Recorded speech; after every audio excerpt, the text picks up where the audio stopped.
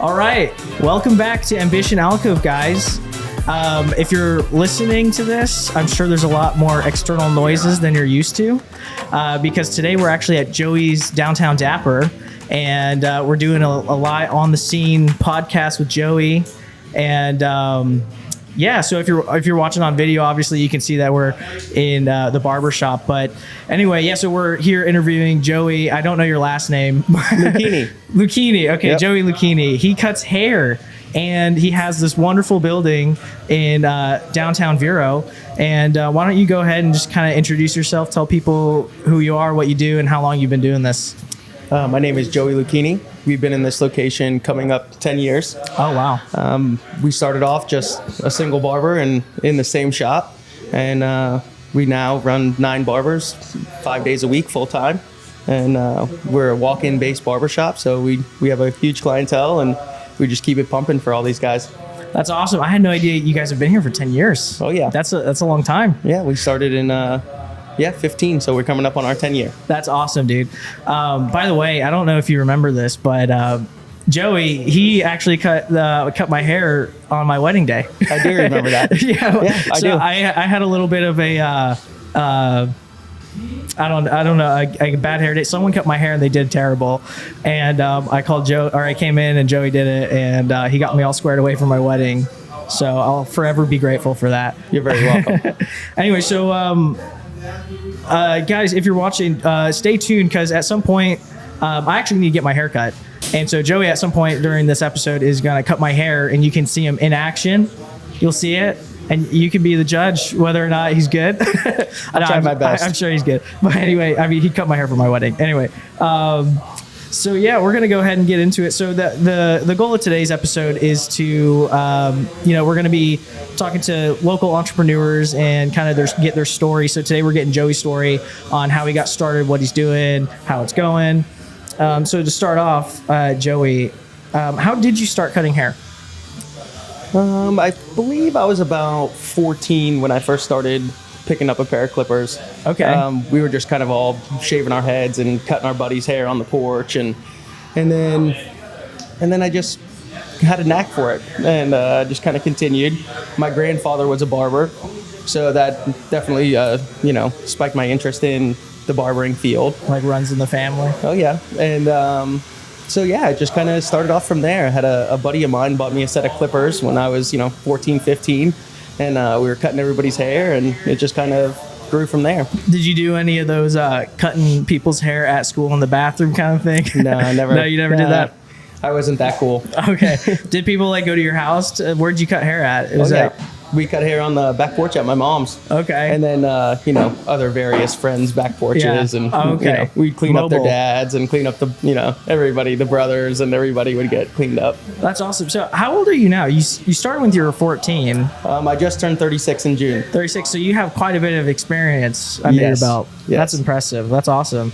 Did you have any interesting stories when you were getting started? Actually, let me start with this before we get to that. At what point did you kind of transition into doing it more like professionally? Because when you were 14, that's more of kind of just like a casual thing. When did you decide to, kind of turn this into a business and something that you wanted to do like that? So I was around 20 years old when I started going to barber school at IRSC. And that's kind of where it just became more professional instead of just a hangout social kind of, and then started taking the trade a little more seriously and realized it could be lucrative if it's done in the proper way. Yeah. And, we kind of just went that route. So did you say how old you were when you went to school for that? When I first started barber school, I was 20 years old. 20. Okay. Yep. Wow. So you already, honestly, by the time you were 20, by the time you went to school, I feel like you probably would have been already pretty qualified to be cutting hair at that point. You would have been cutting the hair for 6 years. I think at that point I thought I was better than I actually was. Okay. I thought I was great already, and I learned a lot when I went to school. There's a lot more to it than just buzz cuts and shortcuts and things of that nature. So it sounds like you're somebody who believes in college, and that's something that you value. Is that something that you value for more like kind of I guess in a sense, like trade kind of skills? Because I feel like cutting hair is more of like a trade for sure thing. I mean, I went to school in Jacksonville for a little while for business. And then when I came back down here, I was in the business program here, and my interest just kind of shifted, and the trade programs, did great for us. Yeah. And, I think trade programs are a great thing. I think it's also a dying thing. There's, not too many welders and barbers and hairstylists and, tradesmen. So IRSC has a great program, and, they did really well with us. So what are your thoughts overall on college? And because you went to college for business as well. Do you feel like going to college for business had a big role to play in what you're doing now? Yeah. I mean, you said you shifted at that point when you were in college. Yeah, I kind of just set the fundamentals for it. So I think that was pretty big. And then, once I got a definite direction on where we wanted to go, that's kind of where it led to. So when you wanted to do more like business stuff, did you know that you wanted to do it within the scope of cutting hair, or did you know that you just wanted to get into some kind of business? That's a difficult one. I don't know. Barbering's always been a part of my life, and it's always been a constant. I've done numerous other things than barbering, so this was kind of a fallback for me. But then it kind of took a front seat after a little while, and once I realized this was my passion and what we wanted to pursue. Yeah. That's something I really believe in. I feel like anybody who starts a business, the business that they're in, they should be passionate about it. Because I feel like not every business is like this, but there's a lot of business that's kind of focused on money and things like that. I feel like, when your business is something that's like close to you or that you're passionate about, your business it has to succeed, and it's going to make, it's going to have like good effects, when you do that. And so you said that barbering will always be a part of you. That's kind of how I feel about video.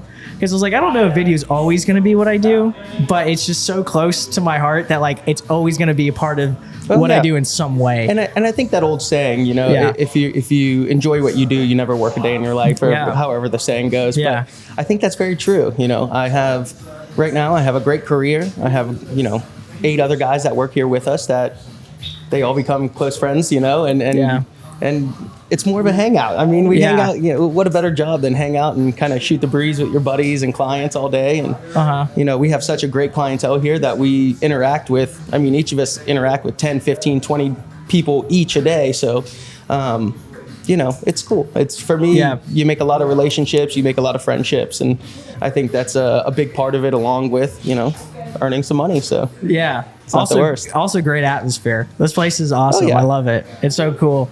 It's too bad they can't see it on camera. But we have a motorcycle, Harley Davidson. Oh yeah. Was this your bike at one point? Did you used to ride or something? No, I had a couple bikes in here at one point. This is actually a friend of mine's that we're just, kind of have on display. It's for sale. So. Is it really for sale? Oh yeah, we do a little bit of everything around here. We take commissions on everything. So. That's so neat. Oh yeah. That's funny. I've got a bike right now, but it's like a little Honda Grom looking thing. Oh yeah. Anyway.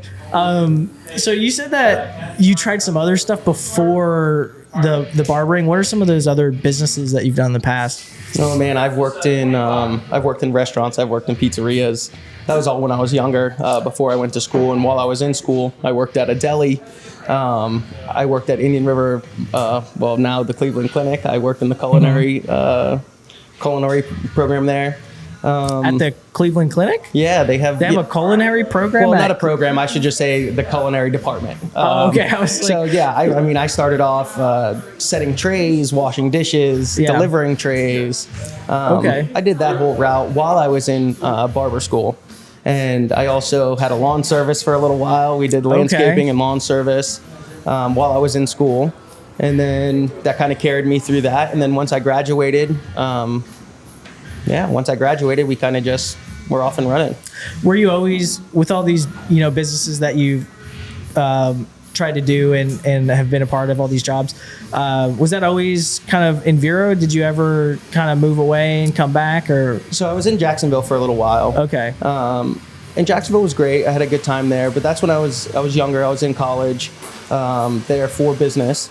So I was there for a while and then wound up coming back home, and I had my oldest daughter, so that kind of brought me back to Vero. and kind of grounded me a little bit and wanted me to get more serious on a career path instead of bouncing around from restaurant to restaurant or whatever I was doing at that time. Yeah, I feel like a lot of business owners, they always start out kind of bouncing around with different things. It's like you can't pick one. It's like when you go to a restaurant, they just have too much on the menu. You can't figure out what you want to do. Or I feel like people experience that in college too. It's not really just for business owners, but that is definitely something I've noticed with the people I've talked to. We had Blake on. Doug was on his podcast, as I was telling you earlier. Yep. Blake was kind of in the same thing where he was kind of bouncing around with all these different ideas, didn't know what to do. So the drawback to Vero, was that kind of like, you said you came back to Vero around when you had your first kid? Yep. Is that just kind of like the, I feel like it's a common thing where, people have their first kid and they just go back to their home. Is that kind of what that was? We had a big support system here with my mother being here and other family. And, so it worked out really well for us in that aspect. And at the same time, I was still young. I was 20 years old. So, so we moved back here for that. And then, honestly, I tell people all the time, I think if I were to open this venture in a different town that I didn't grow up in and didn't have such a deep roots tied into this town, we probably wouldn't be so successful as we are today. Yeah. So, I thank Vero Beach for that because it definitely, changed our lives. Yeah, Vero is a pretty tight-knit community, although it is growing pretty big. Oh, yeah. I was on Vero Beach Neighborhood the other day, which is the Facebook group for anybody who doesn't know, because I have some people who watch in different states, some family. But Vero Beach Neighborhood is like a Facebook group where pretty much almost everyone in Vero Beach is kind of in that, and they post in it. It started out like 20,000 members, I remember, and then I looked at it the other day. It's got like 60,000 people in it. Yeah, it's huge. So like, I don't know what the how many people live in Vero, but it's got to be a lot if our Facebook group is like 60,000 people. Oh, yeah.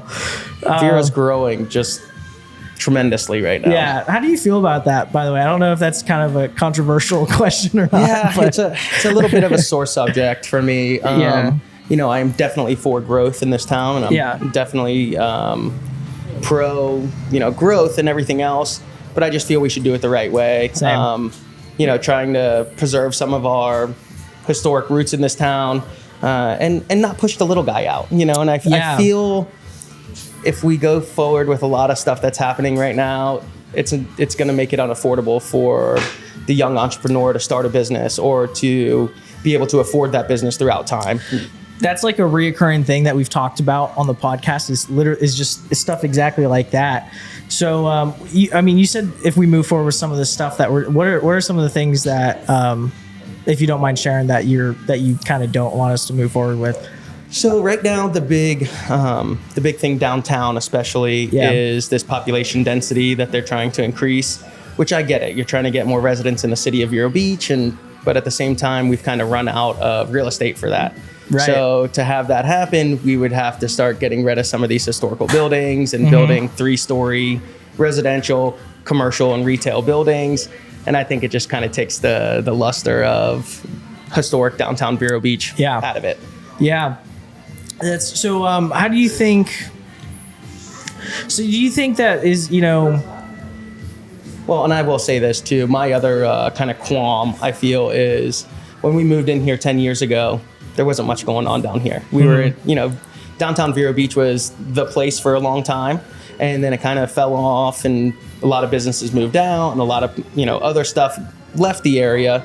And within the past 10 years, we've had a lot of local people come in with restaurants and bars and, art galleries, and we've, other retail stores. My wife owns the ice cream shop across the street, so my family's very vested in downtown Vero Beach. Yeah. But I just feel we're at such an upturn, and downtown Vero is doing so well with all these other businesses, and they're all, with both coffee shops and all these family-owned and operated small business owners down here.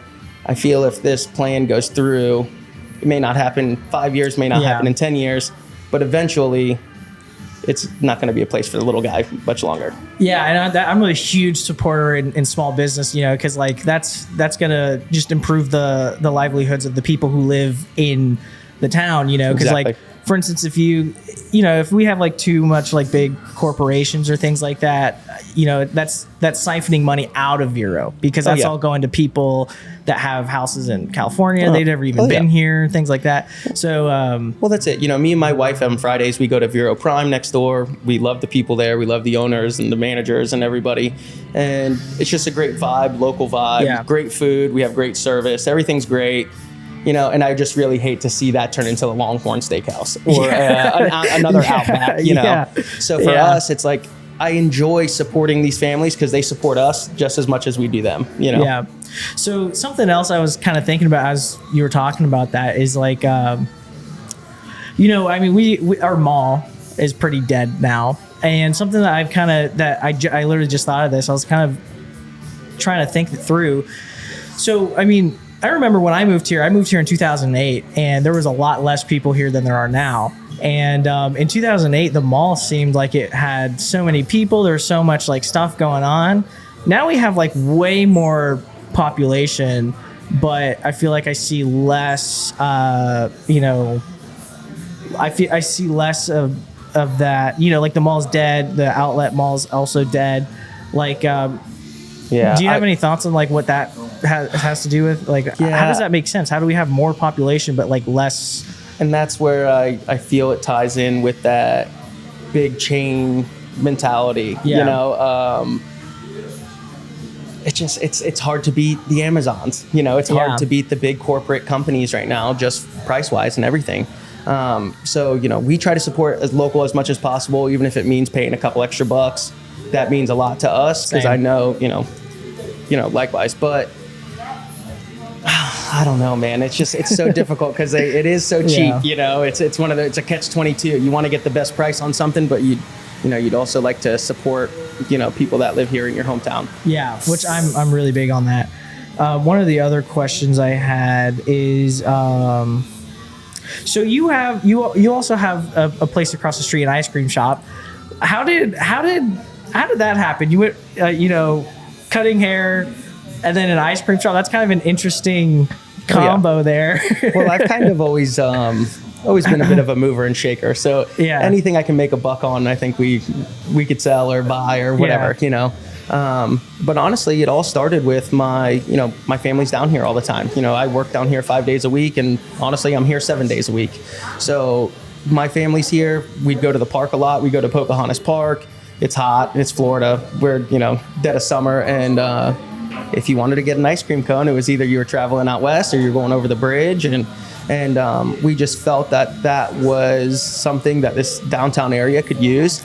Yeah. And, before we opened, every main street that's part of the Main Street Florida organization had an ice cream shop in it. And we were one of the only ones that didn't. So we kind of filled a void that was there. What used to be there? What was it before? I don't remember. It was a photography studio. Oh, okay. It was Island Photography. Yeah. Yeah. Interesting. I don't know how I feel about photography studios, because I'm in the space. I feel like most photography studios I see never really make it very long with like a brick and mortar location. So I'm not super surprised that. Honestly, I think the guy that was there for quite some years. Was he? Okay. Yeah, and then I'm not sure if he just went a different direction or whatever he was doing. Or okay. But we were actually really lucky to get that unit, because we were hoping for this business, and we were trying to get it for years. We were trying to put it together. Yeah. But we knew it had to be the right location, it had to be the right spot. So we searched and we looked other places downtown, and honestly, it's one of the things that the opportunity kind of presented itself here in the barber shop, where I was cutting the property manager of the building across the street's hair. Yeah. And I saw some guys moving boxes out of there, and hey, what's going on with that unit? Yeah. And he's like, he's moving out. I said, okay, well, don't rent it to anybody else. We'll come back to this tomorrow, and I need to rent that unit. So we did that, and a few months later, we got the lease, we got the build out started, and I think it took us about 6 months for the full build out, and then we're off and running. That's awesome. I love how convenient it is. It's just right there. That's so cool. Well, and the other part about it too is, I'm a firm believer everything happens for a reason. And I had a client in my chair, older gentleman, and I was sitting there with him and told him, hey, we're going to be opening an ice cream shop across the street, and blah, blah, blah, blah, just shooting my whole spiel to him. And he's like, who told you to say that? I was like, excuse me? He's like, I'm an ice cream consultant. I've opened over 30 ice cream stores. I've opened 30 from, from Boston to Florida. And honestly, he helped us out tremendously with that as far as putting us in contact with vendors and kind of led us in the right direction. He even offered his time. And Marty, if you're listening, thank you very much, Marty. But yeah, Marty came in and even, trained some of our staff with us. And yeah, so it was kind of an all hands on deck thing, and it just wound up working out really well. Dude, that is crazy. The odds of that. Wow. I was going to say, I feel like, being a barber, does that serve pretty well for networking? Did that, just being a barber, did the nature of the job kind of help, produce what you guys are now, I guess? Yeah. And between the barbershop and the relationships I've made here, I really feel I have a guy for everything, Yeah. You need a plumber? Gotcha. You need an electrician? I gotcha, And then one of my best friends, he's a general contractor, so he did all the build out work for us. And, honestly, he, HHI Indian River, thank you guys very much. He cut me quite a discount on a few things, so he helped us out a lot. Dude, that's awesome.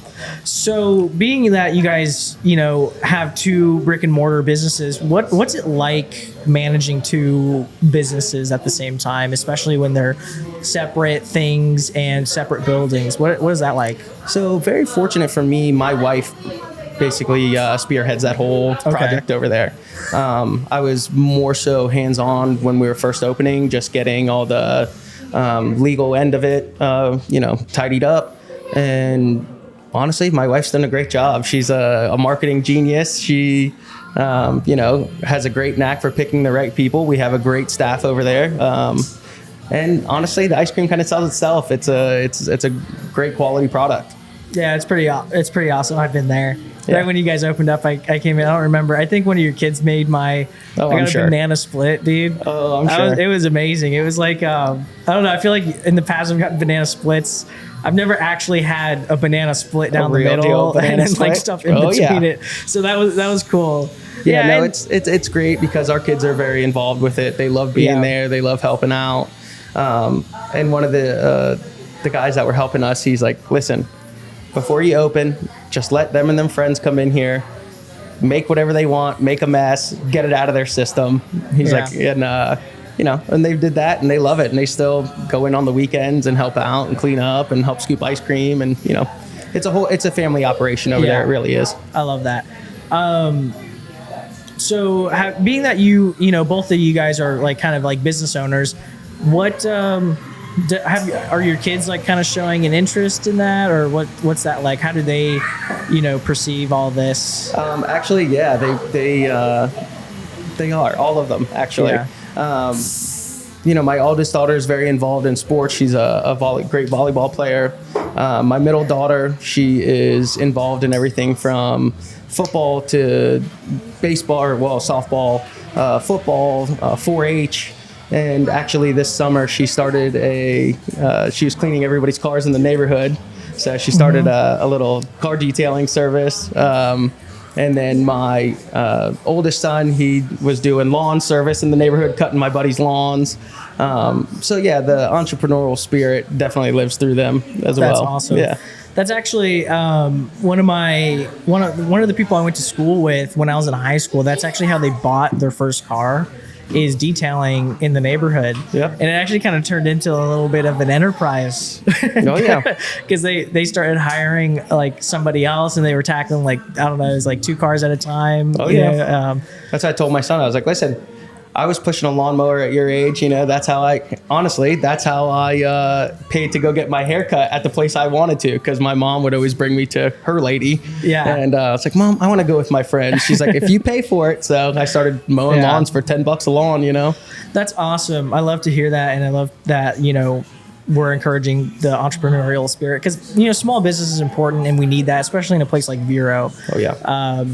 Did you grow up with anything? Were you surrounded by kind of like that at all? Did your parents own businesses? So my mom and my mother and my father, honestly, my father was a car wholesaler for years. He also up north owned nightclubs, after hours clubs, funeral homes, casket company, limousine service. Dude, wow. So my father was very tied in and entrepreneurial. And then my mother, she owned a print shop here in town for a while. She's been in healthcare since I was little. So I think the whole relationship with her and having, I don't know, both of my parents are very big personalities. So, you know, I don't think they've ever met a stranger kind of deal. Okay. You know, so I think the gift of gab and just being able to speak to people, you know, came from them for sure. Okay, so that's kind of where you got the ability to be outgoing, because I feel like to start a business you have to be, in a sense, outgoing. Not always, you know, but you have to be good at, you know, socializing. Other than that, how did your parents owning businesses, did that like encourage you to start a business? Did it kind of take away the fear factor of starting a business? A little bit. It was also a little nerve-wracking because when I first opened this business, you know, I was still young. And I kind of put all my eggs in one basket, you know. Yeah. And I actually got a very good start here. The landlord at the time was this lovely little old lady who gave me a shot and helped me out and gave me a discounted rent and helped me get in here. And I thank her for that because she honestly gave us a start in this location. Since then, the landlord's changed and buildings changed and, you know, everything's great. But, you know, I honestly wouldn't be able to be in this location if it wasn't for that previous lady. I was pretty nervous at first, to be honest with you, just because I, you know, was juggling a house, a business, you know, kids, the whole nine. And, and honestly, I made enough money in my first 2 days cutting hair to pay my rent. So that kind of, that nervousness went right out the window, and we've been marching forward ever since. That's awesome. What are some things that you've learned over your time as an entrepreneur that you think could help other people wanting to start a small business? You know, what's some advice that you could give to people that you've kind of picked up along the way? I think my biggest thing, and honestly, it's worked for us this far, is just be yourself, be kind. You know, there's some days it gets overwhelming. You know, we I keep saying we have a huge clientele, so a lot of times this place gets packed out full of people. I've seen it. So it's nuts, especially back to school time. We got lines down the block. Like it's could be very overwhelming, and sometimes people aren't the nicest. You know, they come in with a little attitude or whatever. But I've just learned to kill people with kindness, and you know, just carry yourself that way. Carry yourself how you'd want someone to speak to your mother is kind of how I feel, you know? So it just goes a long way. Like having a positive attitude. I think having a positive attitude and just being yourself and you know, try to cater to everybody as much as you can, you know? Yeah. So try to cater to everybody as in like everybody as a customer? Yeah. Okay. Yeah, like I just feel it's one of those things, if you can spread out your business no matter what you're doing to every demographic and every, you know, and you just, I think you could succeed pretty well. You know? Yeah, I agree. So don't limit yourself, basically, is what I'm saying. You know, like I said, when I went to barber school, you know, I was the best ever at haircutting to myself. I thought I was the man at buzz cuts, you know, and then you know, I realized a real haircut took, and you know, and you learn, and don't be afraid to learn from people too. You know, we have amazing barbers in here. Jesse over here that's cutting hair has been with us for close to the 10 years we've been open. And, you know, I learned a lot from him, and I've learned a lot from watching all these guys barber, you know? Yeah, that's something I've learned as well, is like, you'll be surprised at, you know, like the stuff that you learn and where you learn it from. It's so important to kind of keep like I guess an open mind. I don't know if that's what I'm trying to say, but like, you know, I've learned so many things from people that I never thought I would learn it from them. And that's kind of crazy. Yeah. Also, other people that are in the industry, you know, that also helps, you know, because I'm pretty tight-knit with a lot of the video and photography people in our industry. I don't know how it is for like barbers. Yeah. I don't know if it's like that. Yeah, no, it is. But I mean, barbering actually is a very tight-knit community, you know? Okay. We're friends with a lot of guys that own other shops in town. We communicate a lot. There's a business barbershop owner. He actually comes here, gets his haircut just because he likes to come in and see the other guys and talk with them. And but yeah, it's great. I mean, you know, between these guys in here, there's years and years and years of experience between them. So I think being able to soak up that knowledge from each and every one of them really is what sets us apart, you know? Yeah. Because we have guys that are just you learn a little bit of everything from them, That's really cool. And going back to something you were talking about earlier, I feel like this is something I've seen in almost everybody's story that I've interviewed, because I've talked to, I have a lot of friends in the entrepreneurial space, and it's almost like every single person who's ever started a business has always had somebody who's helped them get started. So like with you, the person that you were renting or leasing from helped you, and we also, like when I started out, like my parents bought my first camera, and one of my friends, Matt Fulcher, he's also in the video industry. The Dale Sorensen company, they bought, like, they pretty much like supplied him with like everything he needed to get started. Like they got him his computer, camera, everything. And so I don't know, I feel like I don't really know where I'm going with that, but I feel like there's something to it. Like I think what I'm trying to say is like you can invest in people, especially 100%. When it comes to like business and stuff like that. Because Dale Sorensen, they invested in Matt, and he worked with them for a very long time, did a lot of good stuff with them. And so I think it's important to like remember, when you're talking to people and when you're around people, is like, generosity and just being, giving and things like that and helping people out. You have no idea what that could turn into. Oh, for sure. Especially when you guys started out, because you said you don't even know if you'd be here if that lady didn't, help you out with rent and everything like that at the beginning. So it's kind of crazy to think how things play out like that. Well, it's true. And and that old saying, location is honestly so true. Yeah. Because, I honestly feel if we were in a different location, a different town, like everything, all these factors play together in making a successful business. Yeah. I feel like the barbershop is kind of iconic to this area now, because it's been here for, I feel like, as long as I can remember, and that's pretty cool. What are some challenges that you face as a business owner? Like, what are some things that you had to overcome as a business owner on this journey? What are some of the struggles? Just because I want to help people who are getting started and who just need some help kind of working through some things. Do you have any stories like that you could share? I know I'm kind of putting you on the spot with that one. I don't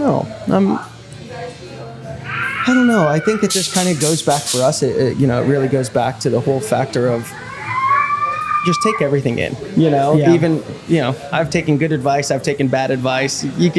What's the worst piece of advice someone's ever given you? Oh, man. I don't even know. I've had some pretty bad advice in my day. You also don't want to necessarily call out that person. But I don't know. Just a lot of, I think, don't let anybody doubt you. I think that's a big thing. Believe in yourself. Believe in yourself is a big thing. I had somebody make a comment to me once where they're like, well, it's a pretty big barbershop you're opening there. And I was like, yeah, we're shooting for the stars, kind of deal. And like, well, if it doesn't work out, I guess you could put a curtain up and live in the back, And wow, I was like, that's a crazy comment to make. Okay. Wow. Kind of a backhanded compliment, I guess. I don't know, but. Was that somebody random, or is that somebody you know? Oh no, it was somebody I knew. Okay, yeah. So I was going to lead into something else I was going to say is like, what was it like, with the people around you when you started out? What was that a challenge getting through, mentally kind of overcoming the criticism from, like, what was the reaction of people, your family and things like that when you started? Well, as far as like my mother and my father, I mean, they were immediate family. They were super supportive, Hey, I just talked very highly of you. Okay. So, but, no, I mean, it's some doubters, and it's just kind of one of those things. You use that as motivation and you keep it pushing, Right. I don't know. I just, a lot of people, especially in a small town like this, it was, oh, that guy bit off more than he can chew, or, oh, that kid don't know anything about business, he'll be closed in 6 months, or, oh, that location must cost him an arm and a leg, he'll never make it, just don't listen to the negativity and believe in yourself and stick to the game plan, and it all prevails at the end. Yeah. I have no idea where that attitude comes from. I would never do that to somebody. Oh my God. I know. I don't know where it comes from. The weirdest thing ever. Yeah. But you do see it. I feel like every business owner sees it. I mean, even if you're not a business owner, anything that you're trying to like aspire to be, I feel like you see that. I don't know where it comes from or what it is.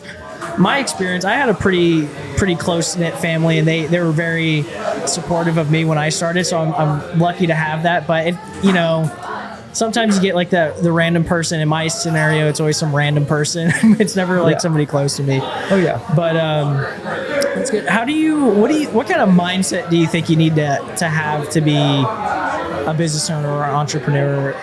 Like, how important do you think mindset is, and what kind of mindset do you think you have to have? For me, I feel you just have to be very, I don't know how to put this. You have to be very aware, because at the end of the day, it's not just you. It's not just you and your family. We have 7 other families, 7 other guys here that, they depend on this place. This is their livelihood. They support their families with this business.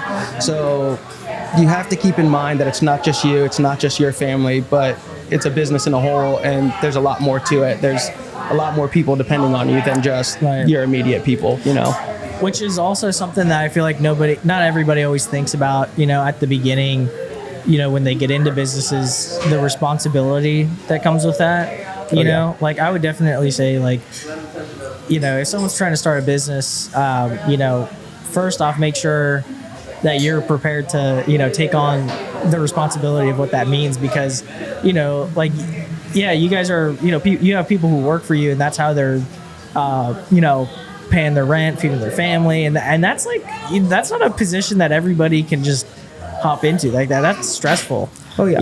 And I know Doug. I listened to the Journey podcast with Blake. He was on there, and Doug said that at one point, their capital was so low, or not their capital, but like their income, and the business wasn't producing enough money. They had to go out of pocket to pay their employees. Which is I feel like if you have employees, like you got to make sure that these guys are taken care of. Yeah. And also good employees. I don't want to be paying out of pocket for an employee that I'm like, this guy. Oh, for sure. Sure. And that's it, and I'm a very firm believer, and we have had some turnover, with barbers, and that's just the nature of the business. Yeah. But I feel if you are genuinely good to people, they'll stick with you, and you guys stick it out together, and it's just kind of how it works.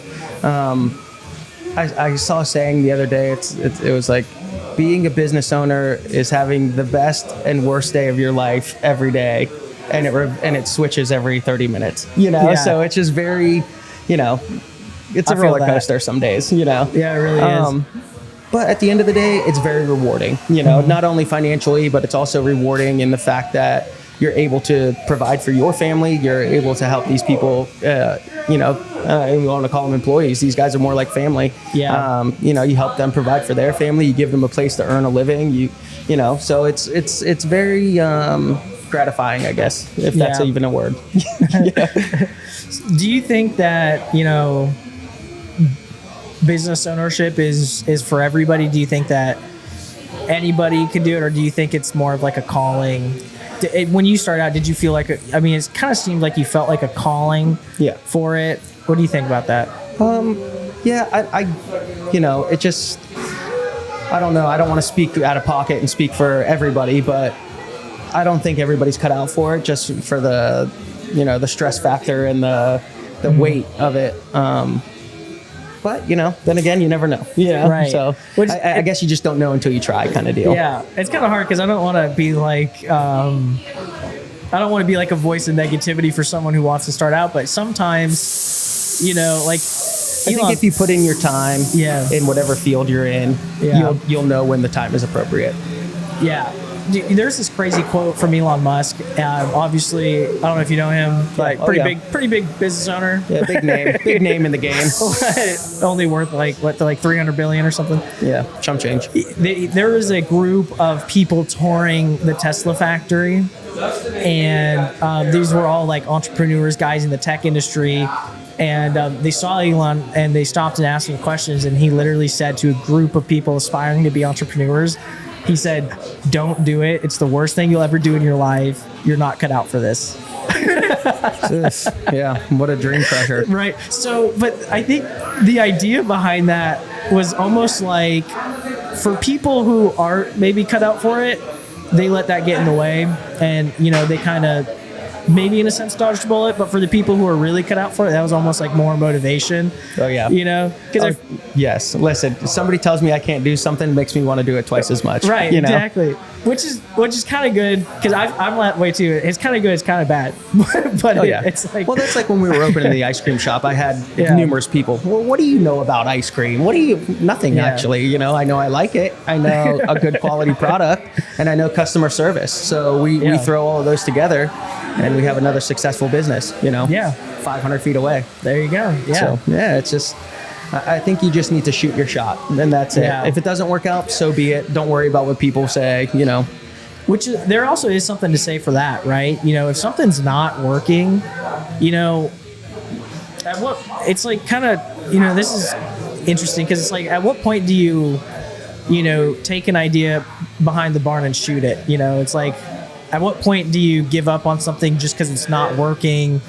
Because I feel like some people, especially in the entrepreneurial field, they almost get tied up on an idea or something. And they want it so bad. They want it so bad, but it's just not going to work. Maybe it's not time. Maybe it'll never work. Maybe it's not you. Maybe it's a great idea, but it's just not for you. Yeah. I don't know. I think it's one of those things you just have to have a bit of a calling for too. Yeah. And you have to have a natural ability towards it because, it's not like you're shoveling a hole or it's a very skilled position, especially with I should say it's not scooping ice cream. Everybody can kind of get the momentum and get the right size scoops, but in here this isn't a form of art. It really is. You have to be some sort of God-given ability to produce good haircuts. You can't just I've seen people who have never been in any kind of schooling or any kind of education for barbering and are some of the best barbers you've ever seen. Yeah. And then I have people that are knowledgeable, done the courses, done everything, and I wouldn't let them cut my dog's hair. It's just one of those things. It's just you have to have some sort of a natural, gift to whatever you're doing, I feel. Yeah. I really do. You have to have some kind of, love for it. It's right. It's interesting. It's like that. It's very interesting. So with the other businesses that you've started, has there ever been a situation where you're like, this isn't working, I just gotta not do this, or like, because you've done a lot, it sounds like. I think for me the lawn service was great, it was profitable, it worked, but it really wasn't what I was passionate about. We had a good service. We had a bunch of accounts on the beach. We had some commercial properties, and that was kind of means to an end for me. That was my income. That was what paid my rent when I was in barber school. That's what fed my kids. That's what, supported my household. But at the end of the day, do I enjoy cutting grass? Not one bit, No, so for you're me, more of a hair cutting guy. Oh yeah. A pair of headphones and a lawnmower, trust me, isn't a bad time, but it really wasn't my calling. Yeah, and I feel like we've said this a couple of times, but I just feel like it's it's just important. But yeah, like when you love what you do or you're passionate about it, that's what gets you through those times. Oh yeah, that business was not too difficult for me to let go. Yeah. It was. I'll keep the stuff to mow my own grass, and we'll just move along. And it's interesting. So my wife, her dad owns a landscaping company. Oh yeah, and that has to be his passion. Yeah. Because I'm like, there's no way anybody's out. Like, dude, I've never really done any kind of landscaping ever.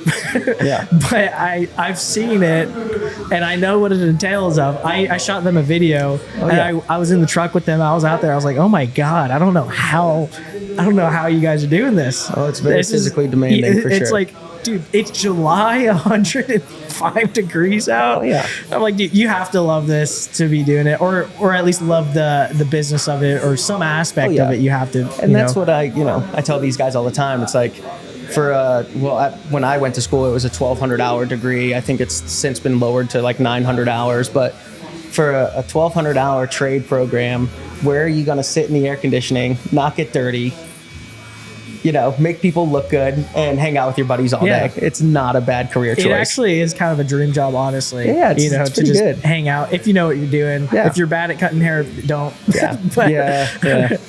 That's it. But anyway, we're getting close to the end here, and I think it's time I get my hair cut. Okay, let's do it. So let's get into it. We're going back to old trusty buzz cuts, right? Emma's got the mics. We're gonna just kind of roll through this. We're not gonna reset or anything like that, so we can kind of continue our conversation. Okay, perfect. But we have some mics. So these are clips. I'll make sure it's recording. And then, Emma, you can grab his headphones after. All right, so this one's recording. So there's just a little clip there. Okay. You can just clip it on. I think I might want to clip this onto my, I don't know what you call that thing, but whatever that is called. Cape. Barber cape. The Barber cape. Oh, yeah. I'm going to clip it onto that just so it's not like rustling around. But, all right. Let's get started. Yeah.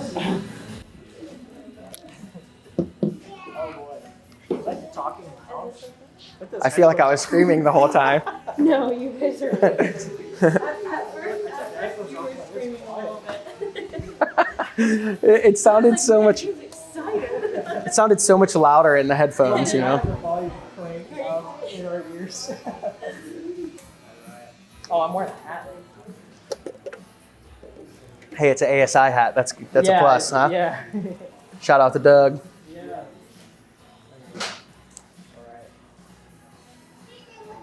Honestly, I'm not gonna lie, I have a love-hate relationship with getting my hair cut. Yeah. I love it because I love how it feels. I just like how it feels when people are playing with my hair, but I also hate it at the same time because, I didn't even show you what. Yeah, what kind of haircut we doing here I'm today? gonna grab my phone. After you set that up.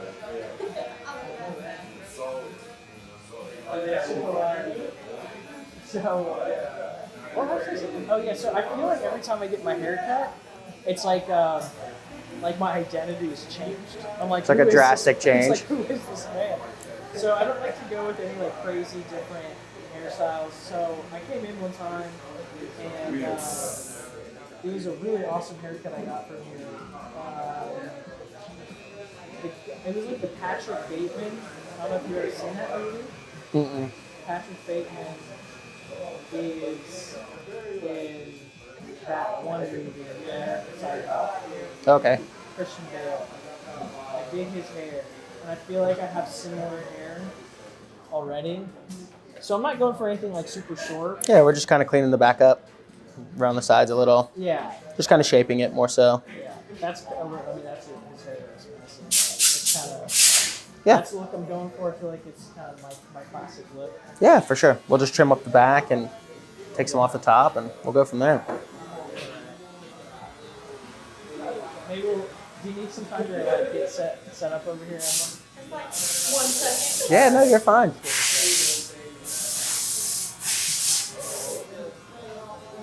I hope you're not rolling, but you need to fix your hair before you keep going. Wow, what's going on with it? Oh, I got headphone hair. Oh, do you? It's okay. That's fine. A little faux hawk never killed anybody. How many faux hawks have you done? I can't even count. I have no clue. A ton. What's like a? That's fine. It's you don't worry too much about it. Just have it tight. not like a super tight, but just like a shot on me. Yeah. I just wanted to make sure he could still spin the. Oh yeah, you're fine.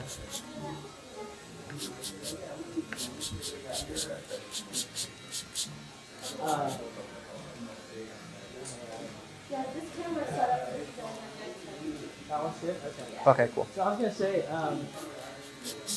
how is it? Are you good at talking and cutting hair? Oh yeah. Because I was like, I feel like every time I go to the barbers, I'm not sure if I Yeah. can talk or not. I think that just depends on the barber. Some people, can multitask. Some people cannot. I'm not very good at multitasking. I fortunately have the gift of cutting and talking all at the same time. So like, what's one of the most popular haircuts that you? What? No, we didn't have any more.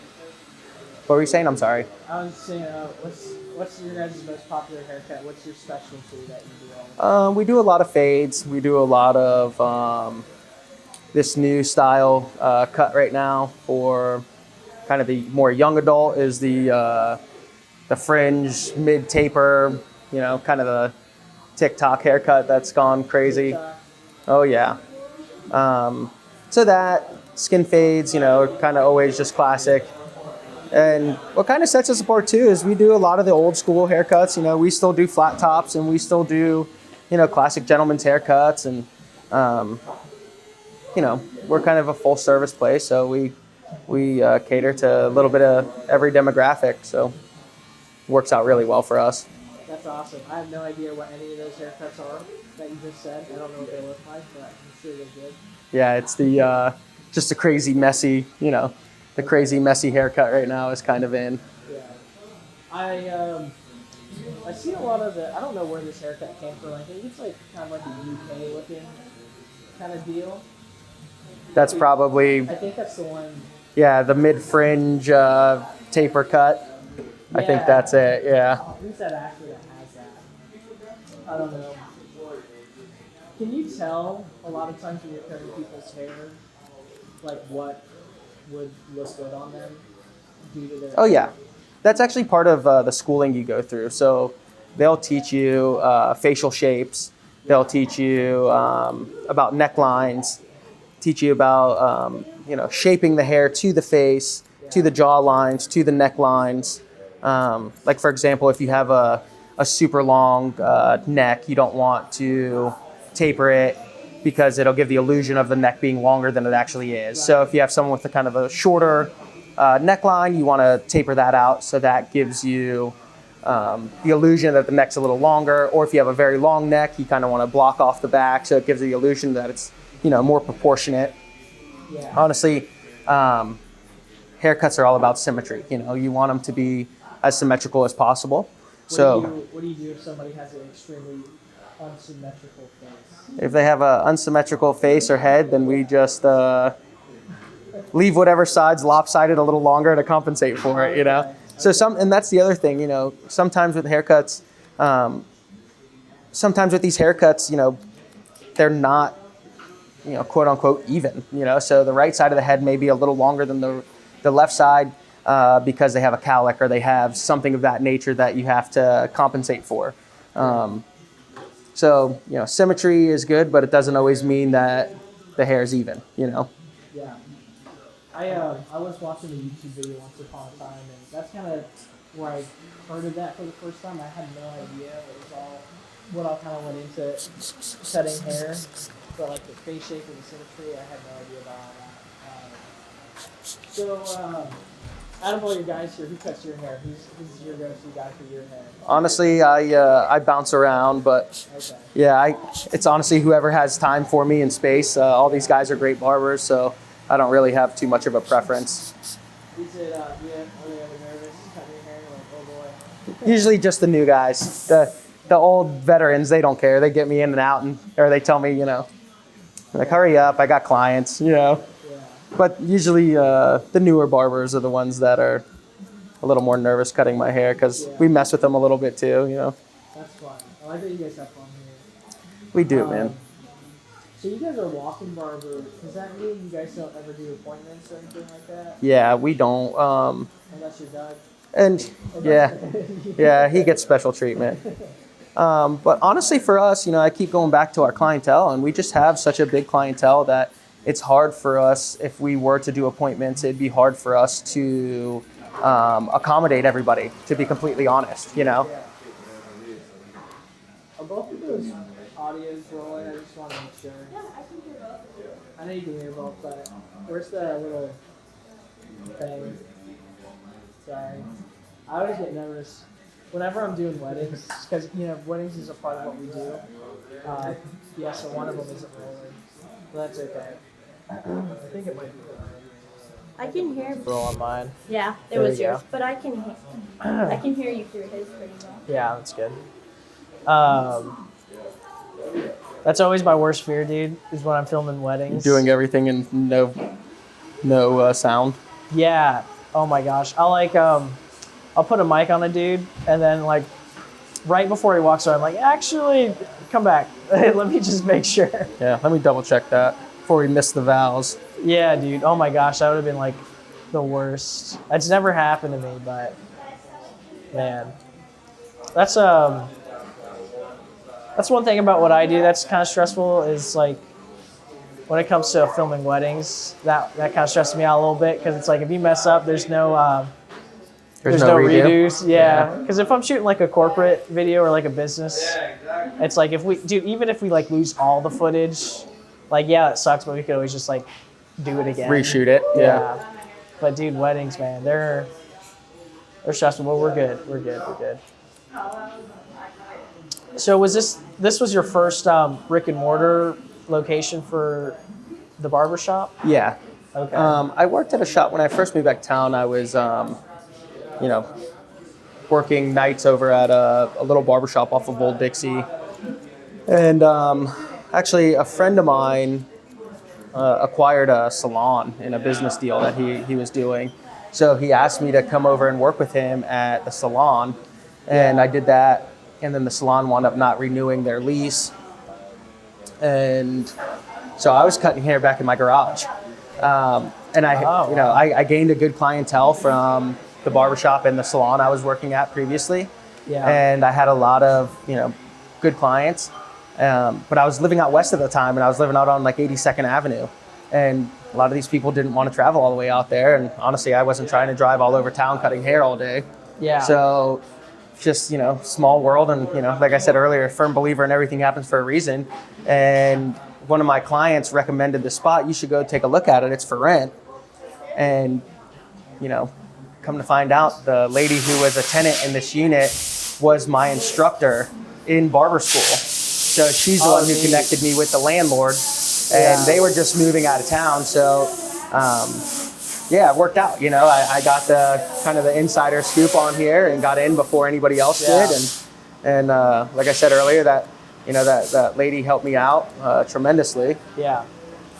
And it kind of is, all just worked out from there. That's so crazy how things happen. Do you believe throughout your journey, any of your experiences, there was like divine intervention there? Or oh yeah. What do you think about that? Oh yeah, there had, it's definitely one of those deals where you may not notice it at the time, but as time goes on, you look back and you start thinking, and you start thinking of all your scenarios and situations you've been through, and there's definitely been a lot of help, to say the least. There's definitely been a lot of, just help all the way around as far as everything, with everything. Like, I don't even know how else to explain it. I just feel, it's been part of it, I honestly feel that I was led to this, business, and I was led to this opportunity, and, I don't know. I think, that definitely played a huge part in it. Yeah. On a different topic, what is the difference in like style that you get from when you go to like a barber versus like a salon or something like that? Because when I grew up, I always went to my mom's salon. I didn't even know like what a barber was. And then the first time I went to a barber shop, I kind of it left a bad taste in my mouth because dude, I went in, this girl was cutting my hair. I was like, yeah, I don't really want to go too short. I don't really like my hair short. So I was like, yeah, I just kind of want, I think it was like one of those comb over kind of things. Yeah. I basically got a buzz cut, dude. Yeah. I was like, she just kept cutting and cutting and cutting. Oh yeah. And cutting. Well, that's it too. And I tell people all the time, I feel a bad haircut. 90% of the time is just lack of communication or lack of what the customer actually wants in a haircut. Yeah. So, it's just, I tell people all the time, pictures are very welcome because, one person may call a style of something different from the next person. So, pictures are a great help. Yeah. So, so what do you think the difference is between like a salon and a barber shop exactly? I don't know. Atmosphere, one. Okay. Atmosphere is huge. And skill. They're just skilled in different things. Like, we could cut medium length hair, but anything really past the shoulders, I don't tend to mess with because I feel that's more of a salon thing. Right. Because they're more like females with long hair kind of deal. Oh, yeah. And, for our business model, we are all walk-ins.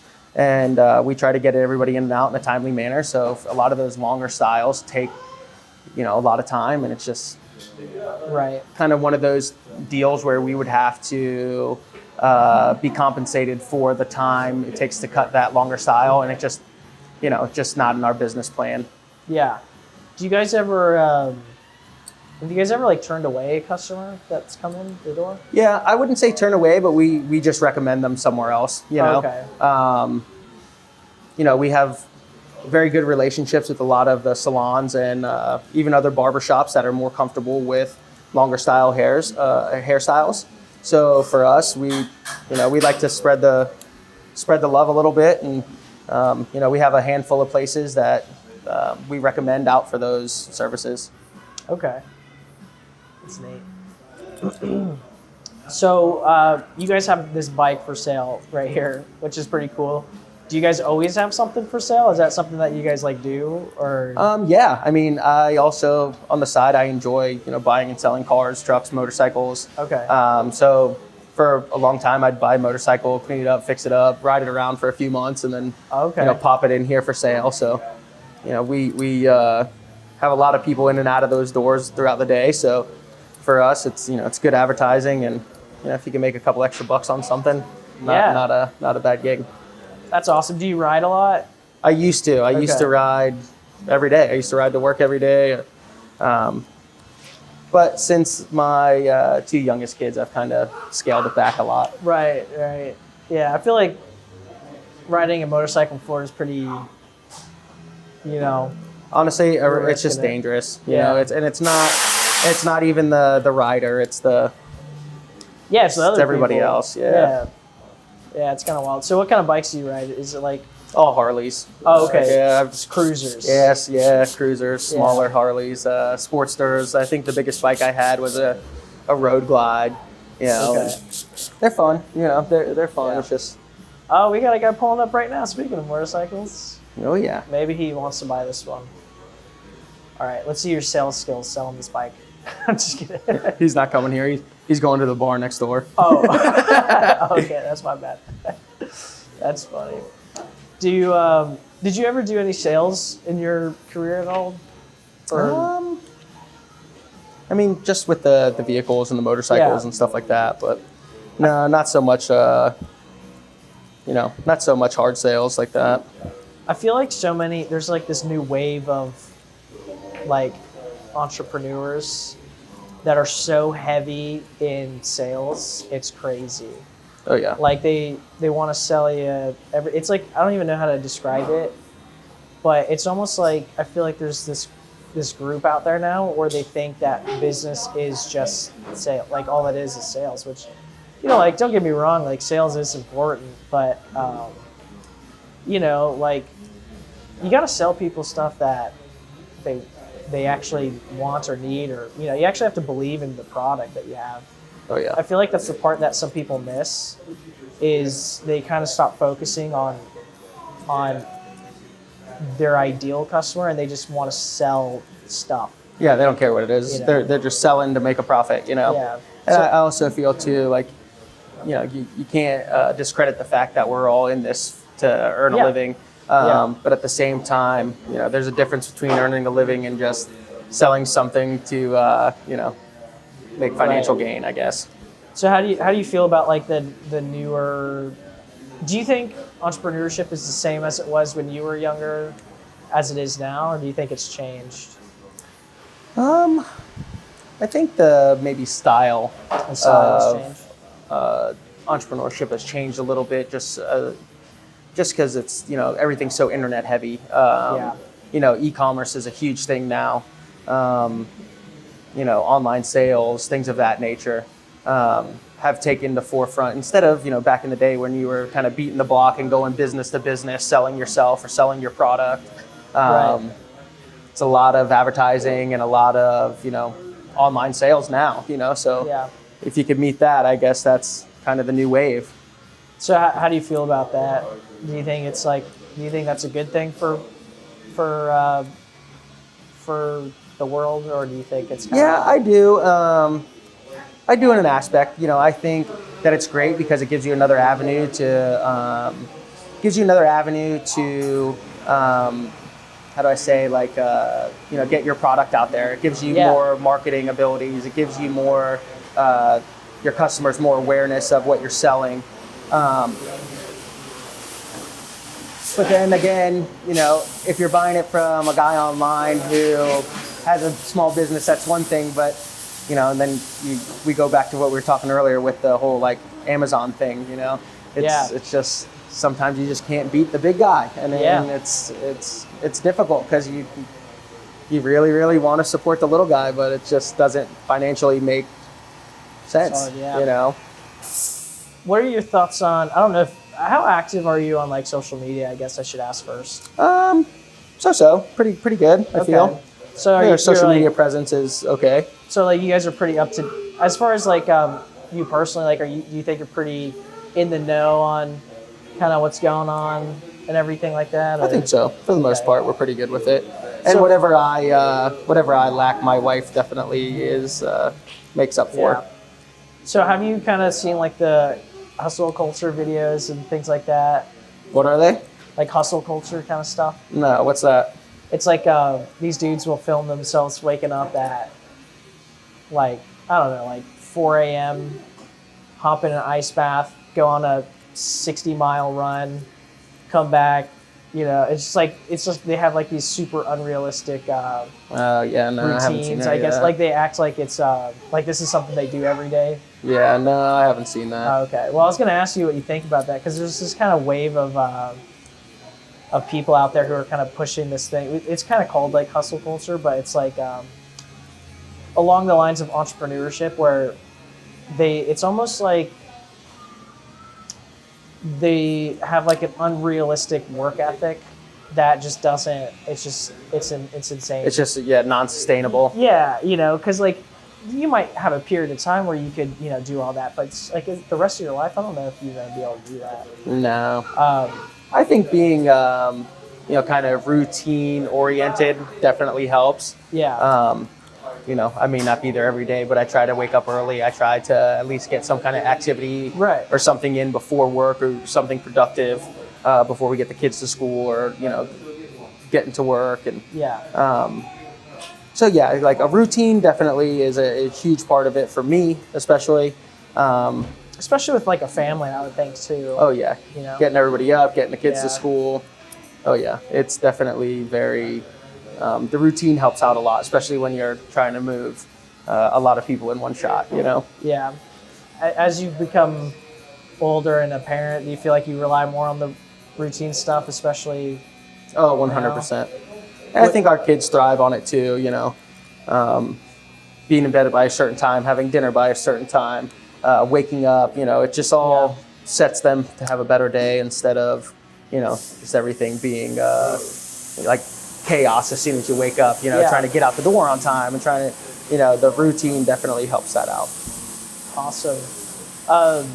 So when you were younger, how much of a routine did you have when you were kind of getting started with all the business stuff? Well, that didn't come in till later for me. Honestly, I was kind of running ragged for a while, just trying to make everything work. But once we kind of settled down, the routines came more into play, and that's honestly when I got a little more organized and everything kind of started running a little smoother, you know? Yeah. Do you feel like it's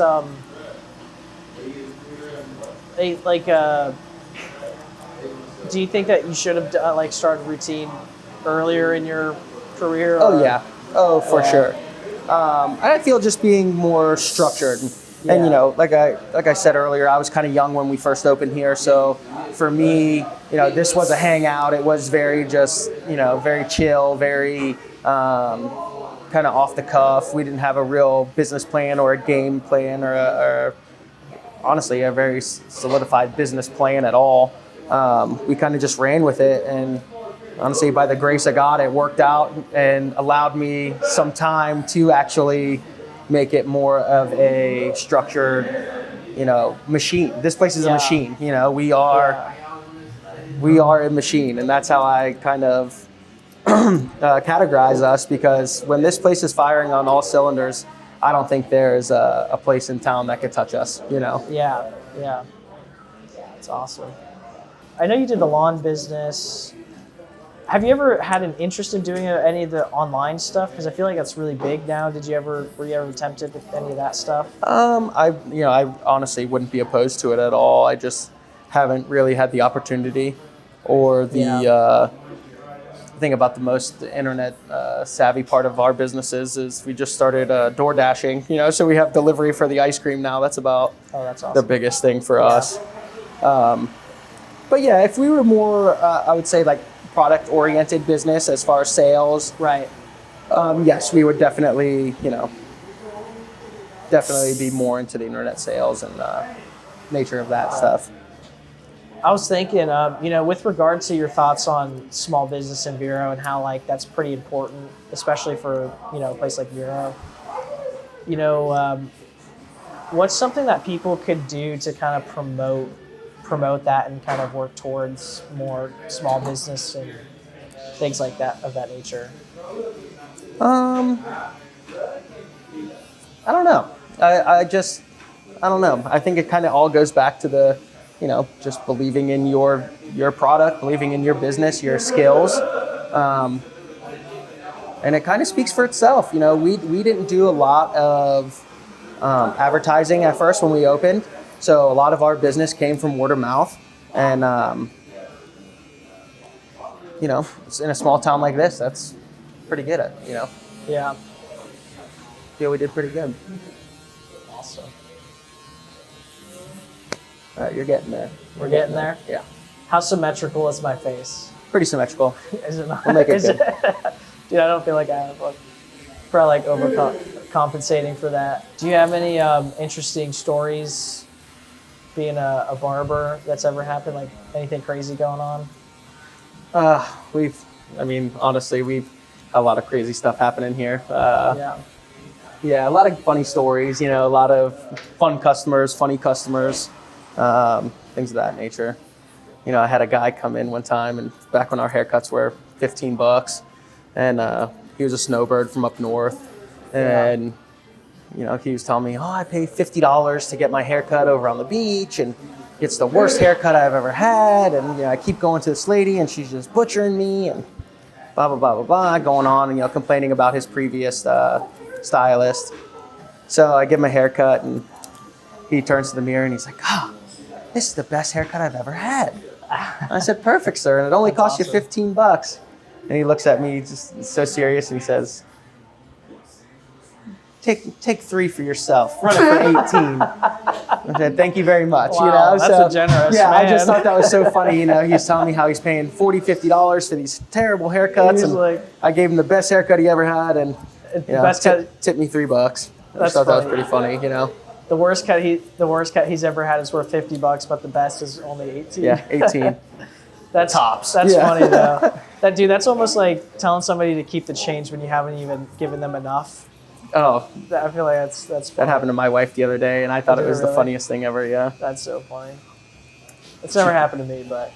Well, she picked up some takeout, and I forget the exact amount, but handed the lady the money, you know. And she's like, "Oh, you can keep the change." And he's like, "No worries, I'll give you your penny back." You know, I was like, she felt so bad. That's funny. I have a crazy story. When I was little, I'm talking like really young. I used to, my sister's. I wouldn't say I was always like kind of business oriented, but I had a little bit of a business when I was younger, right? So like, I'd ride my skateboard to the gas station, and my sisters would give me money, and I'd ask them what they wanted, and I would keep whatever the difference was, you know. So I would, like, they'd give me money to go get them food. I'd keep some of it as a fee. Oh yeah. For going, but anyway, I did that quite a bit, and oh my gosh, dude, I was so. These poor guys at the gas station probably, I don't know what they thought. But like, I would go to that gas station. I would literally pay in coins because I didn't have a job. I was a kid, and my parents would never really give me any money. Like, I never had an allowance or anything like that. Yeah. So I would just kind of collect these coins, and I'd always go to this gas station paying coins. And one time, dude, I don't know how I did it. This was like one of my dumber moments in my life. I confused nickels for quarters. And dude, so I like way underpaid for whatever I was buying there, and the dude was just like, he felt so bad. He felt so bad that he just gave it to me. He's like, whatever, we can handle a loss on like these 2 sodas and chips. But that was, dude, I realized after the fact that I had it wrong. I was like, oh my gosh. But anyway, that story of your wife underpaying just kind of reminded me of that. Oh yeah. Yeah. You want me to clean up your beard on Sure. line on your beard here? I've never had that done. Oh yeah. Definitely just cleans it up a little bit. Yeah. I'm really bad at doing that at home, so yeah. Do you guys do like beard stuff here? I know some barber shops they'll do like a full. Oh yeah, yeah. Take, We like, the blade out and whatever. Yeah, honestly, we specialize in beards. You know, we have a lot of guys come in with beards and. You know, shaping them, and that all has to do with facial shape and all that good stuff too. You know, you try to steer someone away from a chin strap if it's not going to flatter them. You know, even if it's their preference. But I don't really know what a chin strap is. Yeah, you don't want to. Okay. You don't want to know that one. Yeah. So this looks good. You what kind of you know, you're a barber, you're around hair a lot. Have you ever experimented with like some of your own hair and just like tried some crazy stuff?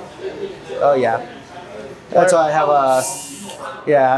trust me, I've had every hairstyle. When the comb over with the hard part was the big thing, I had that. You know, the skin fades, the buzz cuts. Okay. I've literally done it all, you know. Yeah.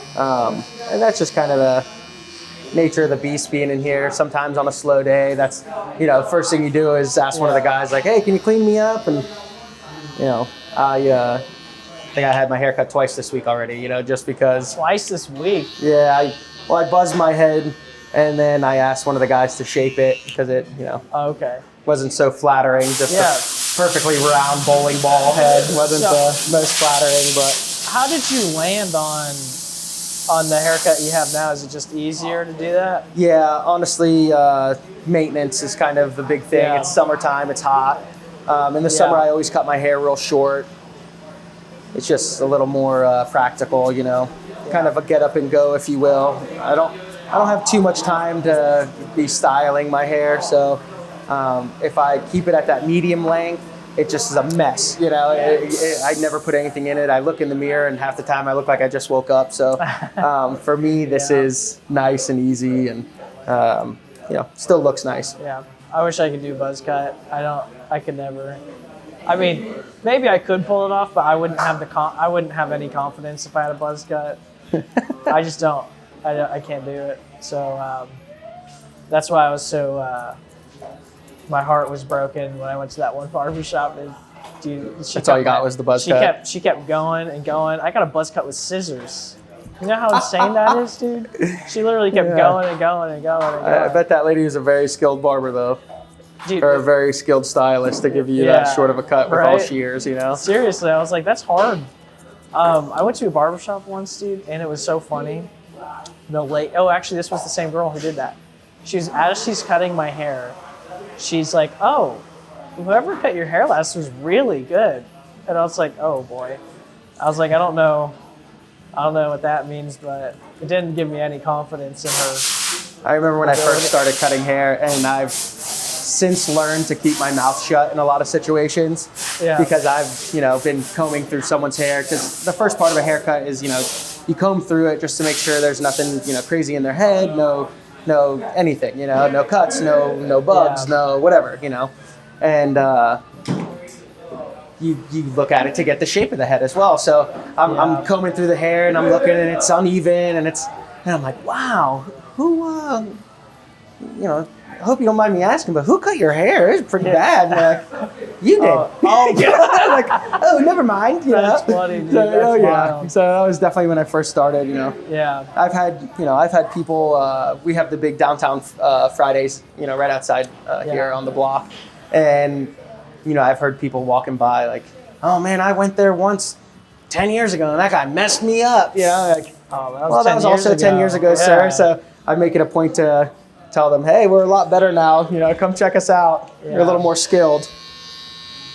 That's pretty funny.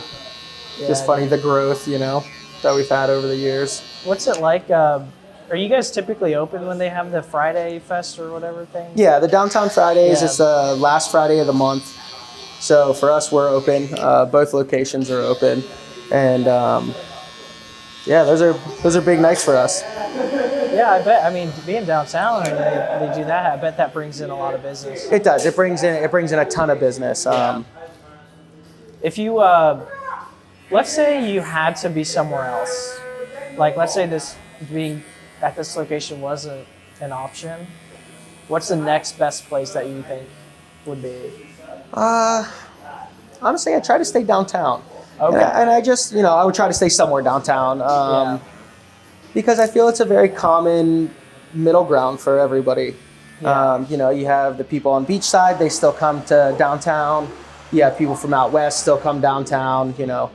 South Vero still comes downtown. So it's kind of a common meeting area for everybody. And I think that was big for us because I kind of knew that from the jump. And I wanted to, have that work for us. That's awesome. Very passionate about the downtown area. I love downtown. I mean, downtown's been great to us, Yeah. It really has. Yeah. So,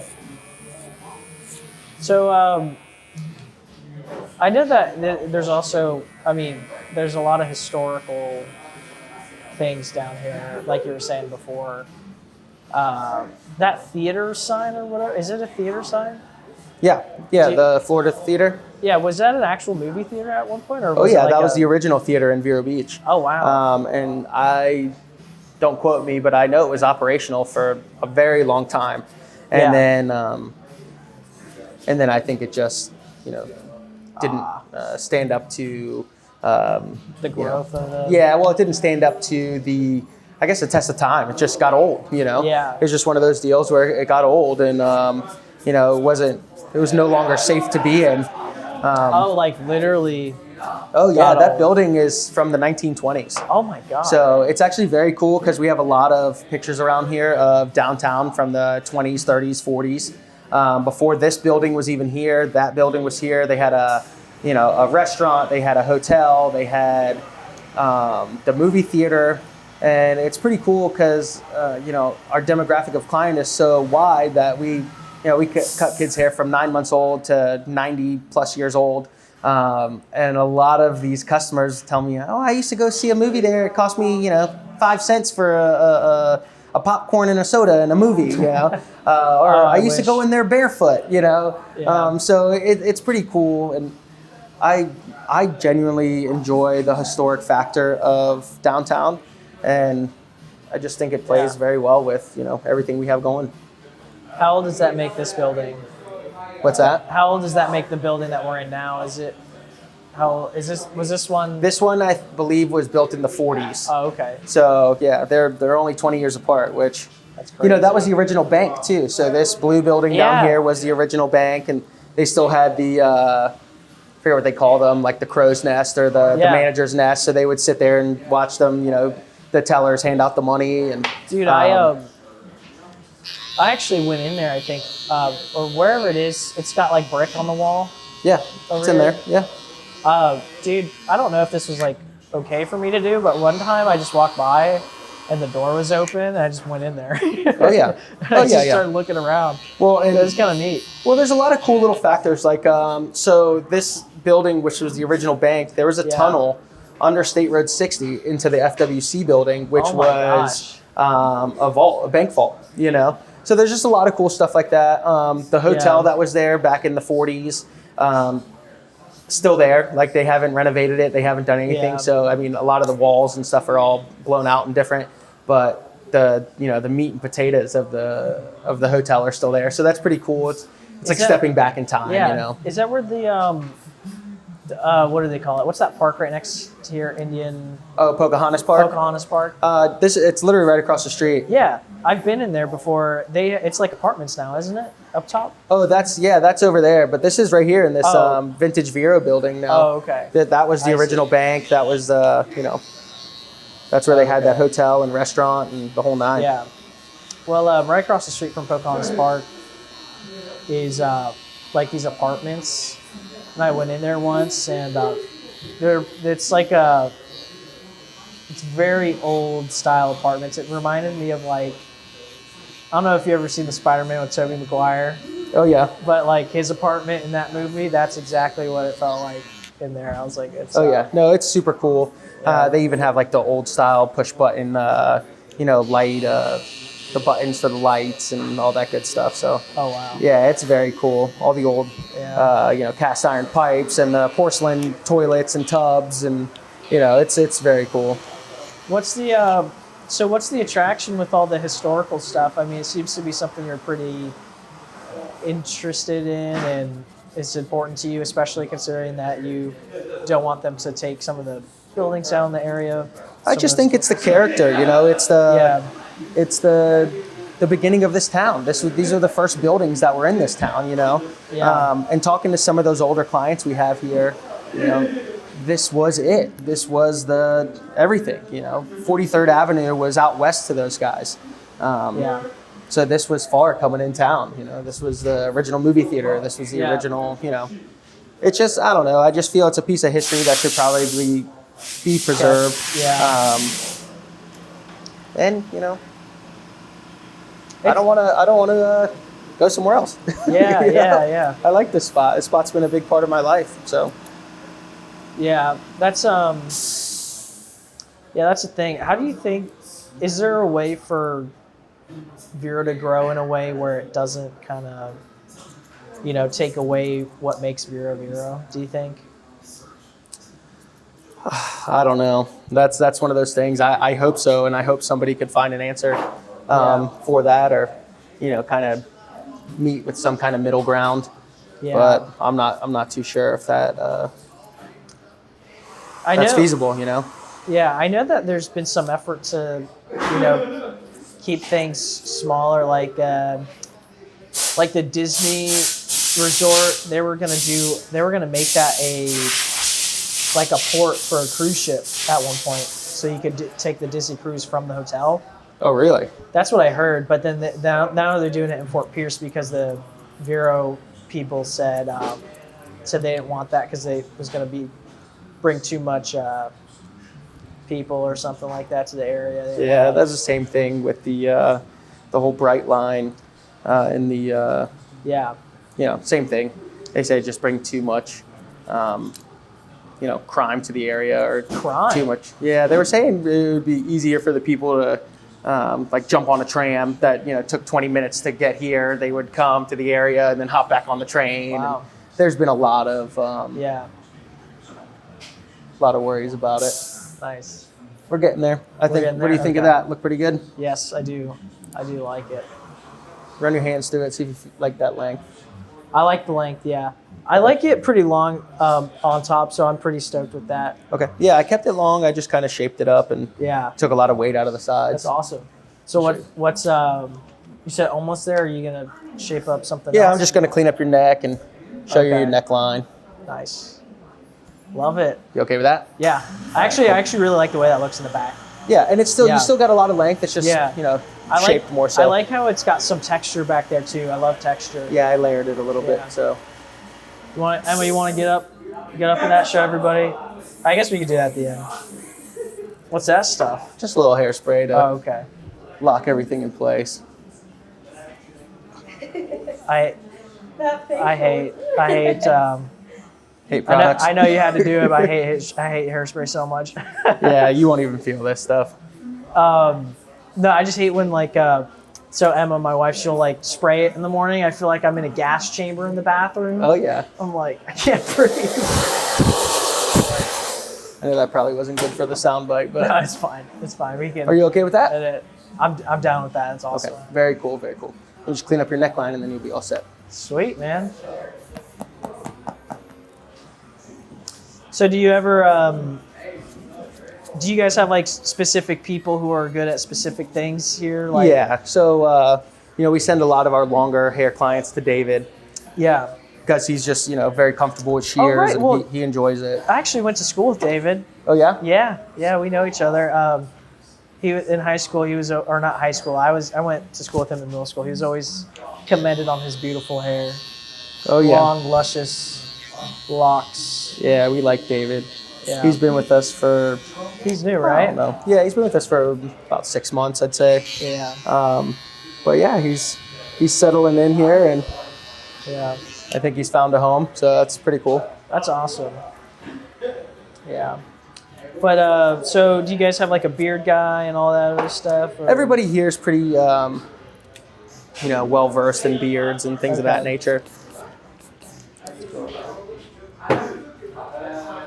But yeah, I think that's it. I think that's our it? finished product. Awesome. All right, let us know in the comments what you think. Unless it's negative, then don't. Yeah, if it's negative, keep it to yourself. All right. All right, thank you. You want to show the back? Get a, Oh, your microphone. yeah. All right. Well, thanks for watching, guys. Appreciate it.